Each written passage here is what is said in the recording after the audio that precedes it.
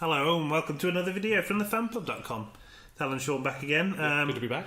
The next video we're doing in our series of how to play fantasy football, this is a keeper league.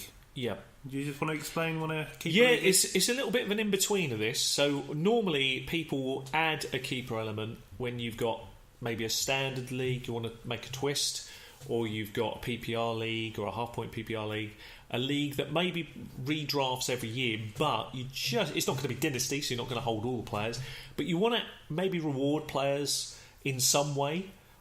So you add a keeper element, and often it's one or two players, sometimes three or four, but rarely it's ever as high as that. It's normally one or two players, and there are so many variations of this. Some of the clever variations I've seen is where you might play a standard league and you might have 15 rounds of drafting, but you can only keep players after round 10, so from 11 if you've through to drafted 15. a rookie after 10, you might get to keep him. You know, David Johnson would have gone like low rounds. I think he went round 11 or 12 in some standard leagues that year, and you can imagine that the next year you're able to keep David Johnson. The only pick you give up is the pick that you got him from the year before, and you get to keep him. Most keeper leagues have an element where you can only keep the player for 1 year more, so that's brilliant, really. So it just gives, it's not dynasty.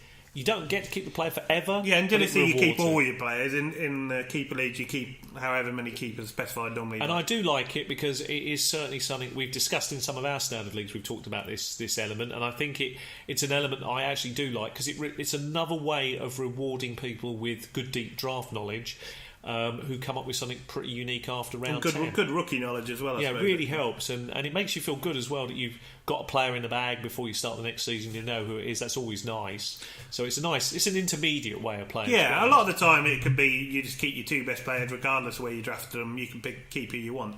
Yeah, that's also quite fun. But it tends to one of the problems with that is we highlighted in some of our other how to play the game videos the issue with people who say get the first draft pick, already taken David Johnson, got two other keepers. And they get rewarded. You get rewarded because you got the first pick. Kind of seems a bit harsh. So I tend to always favour ones where it's a little bit different, where it rewards you for having to have the deeper knowledge, which is fun. It's fair for everybody because somebody might get lucky and pick someone who happened to have a great year and they get to keep them. That's great. I love that sort of stuff. It's good fun. We've got plenty of videos on rookies, even deep rookies if you want to. Yeah, well worth exploring. So if you want to check out our YouTube channel on the Keeper leagues really are the best intermediate leagues. There's something you often you see evolving from standard leagues. Yeah, from standard to a bit more, and then you sort of progress onto full blown dynasty, don't you? Very much. Which we talked about in another video, so you can check that out.